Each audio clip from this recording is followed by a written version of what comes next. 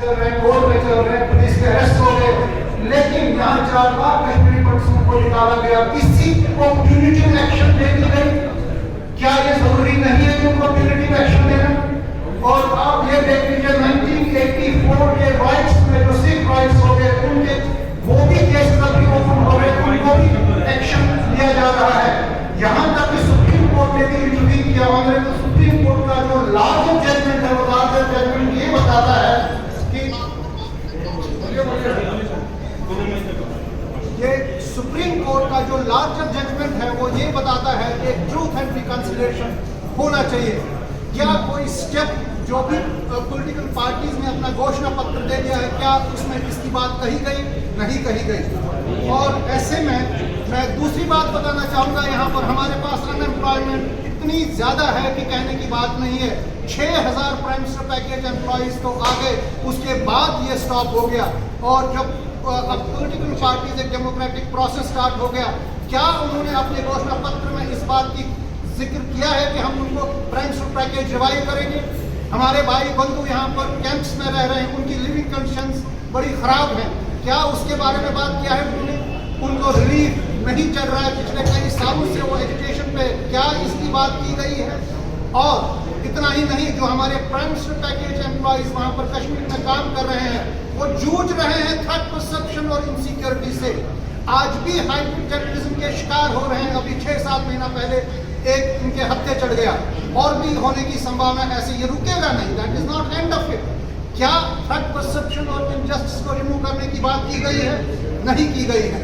हमारी धरोहर वहां पर है, जो symbols of living Hindu civilization है, वहां पर टेम्पल्स एंड श्राइन्स है। पिछले 30 साल से हम गुहार कर रहे हैं कि साहब इनका मैनेजमेंट कश्मीरी पंडितों को दे दीजिए।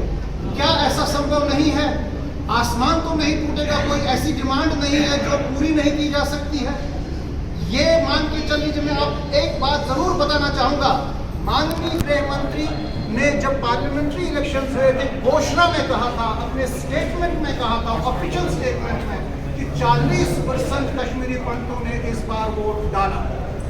तो ये मान के चलिए, अगर ये 40% वोट आज स्टेट इलेक्शन में डालेंगे, तो मुझे बता दीजिएगा इसका इम्पैक्ट और इसका असर बहुत सारी कॉन्स्टिट्यूएंसीज पे पड़ेगा, और बहुत सारे कैंडिडेट्स का फ्यूचर एट स्टेक है। तो अगर हम वोट बैंक की राजनीति ही करेंगे, अगर हमारे पास नंबर्स कम हैं, 1500 कश्मीरी पंडित वोट एक डिसाइडिंग फैक्टर बन सकता है।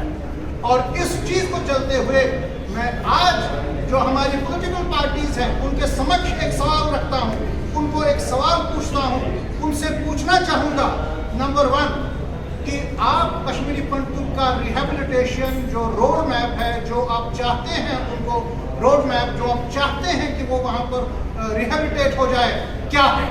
नंबर 1। नंबर 2, क्या आप कश्मीरी पंडितों से बातचीत करना चाहेंगे इस बारे में? पिछले 30-35 साल में हमने रोड मैप्स दे दिए हैं, बहुत सारे चीज दे दिए, जैसे 1 पॉइंट सेटलमेंट उत्पल जी के पीढ़ी की बता रहे हैं, जैसे ऑल इंडिया कश्मीर समाज ने 3 प्लेस सेटलमेंट बताए हैं, जैसे और सारे लोगों ने इतने सुझाव दे दिए। ये सुझाव सब पॉलिटिकल पार्टीज के सामने, आप इनका क्या करना चाहेंगे, कैसे बात करना चाहेंगे? और इतना ही नहीं, हमारे जो वो भाई बंधु है जिनमें एलिमेंट ऑफ एंगर बहुत ज्यादा है, जिनमें फ्रस्ट्रेशन है, आप देख लीजिए जगती में आजकल ड्रग्स का पलायन भी हो रहा है। किस लिए हो रहा है? Because of frustration. क्या आपने इस इशू की ओर ध्यान दे दिया है? तो ये सब चीजें मिला के जो पोजर्स हमारे पास हैं, हमारा एक ही इम्पोर्टेंट और अहम पोजर है कि आप कश्मीरी पंडितों के रिहेबिलिटेशन लीग के बारे में क्या सोच रहे हैं, कैसे आप उनको रिहेबिलिटेट करेंगे और किस तरीके से आप उनको डील कर लेंगे।